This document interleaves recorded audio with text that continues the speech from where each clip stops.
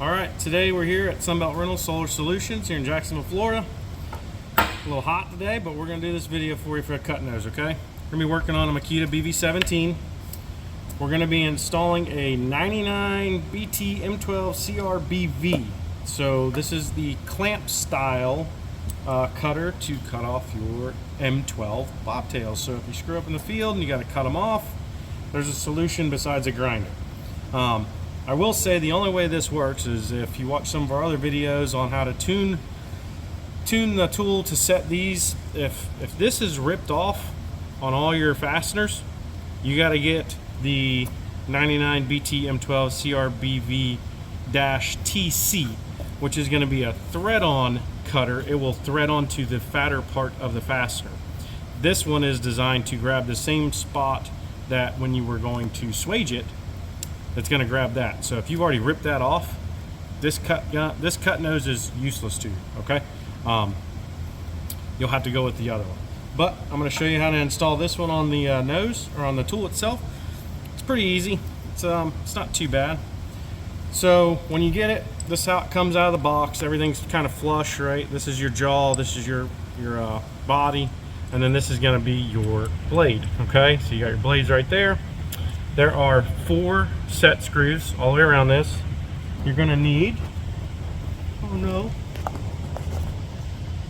I lost my, there it is, sorry, 2mm Allen wrench, okay?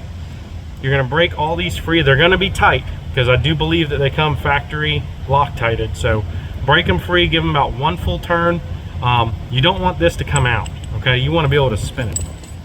So as you can see, the puller jaw is in there and it's stuck on the blade, right? So when I turn the blade, it spins the jaw, which in turn spins this piece, okay? So you got the front of your housing. This is your joint. This is your front adapter assembly. So the easiest way to do this is, now that this I can spin on, I'm gonna go right up to here and I'm gonna start threading it on, okay? So now it's threading that puller onto the tool.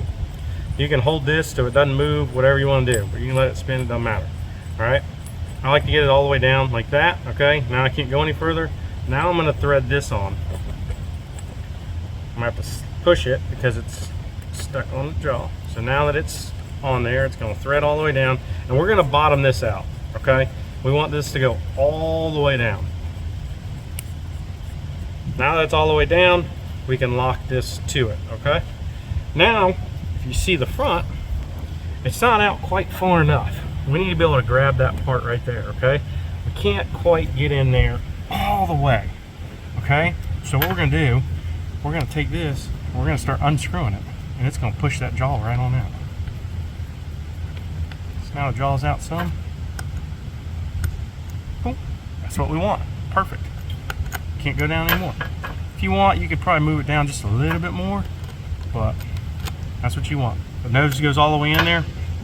Now, once that's set, even though that puller is not tight in there, we're gonna go ahead and lock these down. So we'll tighten all these. Try not to make them crazy tight, because if you do, and you strip one, it's gonna be really hard to get it off. Just get all these nice and tight. All right. Now you're ready to go cutting some M12 bobtails off.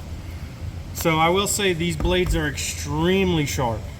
I mean, sharp enough to hurt you, okay? So with them being that sharp, we do not need a lot of pull force. So usually on these, we're pulling a fastener at 450, 425, 500, whatever it may be, whatever you got it tuned to in your field and your application. We don't need that much power. This thing is sharp. So I'm gonna bump this tool down. When you look at my previous videos of how to adjust these, I'm gonna bump this thing down to like, maybe 200, 225. It doesn't need a lot of power because you're cutting something that a material is, this actual collar is pretty soft, because when it swages, it takes that thing and crushes it down onto that fastener. onto that pin. So I'm at 255. Not too crazy, okay? Stand it up. Just makes my life a little easier. Now, we don't want this. All right, so the goal is to have this. This is what we're looking for. The only reason I didn't want to cut this one is because it's a brand new blade and the nut is almost the same size as this collar, so it could potentially mess up the blade by hitting this harder nut. So I like, when we test them here at our shop, we like to put a washer on them. This way the nose will bottom out on the washer, not try and cut that nut. But once it's done, that's what it's going to look like, okay? Be careful with this one. We're at 255, if I'm not mistaken. Yeah, 255. So we're going to run it all the way down. It's going to cut it, and then it's going to come back, okay?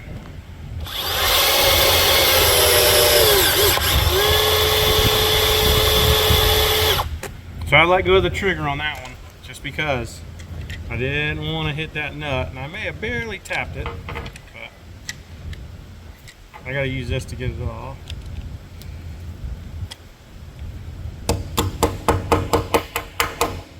Well, it don't want to come off, but as you can see, it is broke completely in half. So what a lot of the guys do, once it's done with that, and it's still sticking in the pile, they'll boom, tap it with a hammer, it'll shoot the pin out, and the collar will fall right out. So, which this one's loose. There it goes, right there. That's what you want. And I will say, if you didn't mess up this part of the fastener, you can reuse this pin. All you gotta do is just put a new collar on it, because it doesn't destroy any of the thread on here that you're looking for. As long as you can still grab this with the swaging tool to install, you could still use this pin. No problem. Other than that, pretty simple tool. Just be mindful, the blades, they do get dull over time. Obviously, if you're cutting that much, you got bigger issues than a dull blade. But great application if you need to do some remediation to fix a tube or a BHA out there in the field. A lot of the warranty guys have these on their trucks and they travel with them, so it's much better than having the hydraulic system set up. And like I said, we do have both style cutters, and I will say, like, this nose particularly is only good for Huck fasteners. If you're running a Neobolt M12 or a Michon M12, you have to get the TC version, the thread-on version, because this thread is not any different throughout all the manufacturers of the fasteners. This thread is the same, so it'll thread onto all of them and cut. The Michon one, the nipple on the end is a little bit bigger than this actual thread, so I've seen a lot of people cut by with a bolt cutter loppers and just lop that piece off and then thread it on. But you can push it on past it and thread it on. It just makes it a little harder to get on and off, but it is able to be done. So if you have any questions, if you need one of these noses, give us a call. My name is Ricky. I'm with Sunbelt Rental Solar Solutions. My number is 904-629-9136. We have all this stuff in stock all the time. Like I said, if you have any problems or any questions, just give us a call. Thank you.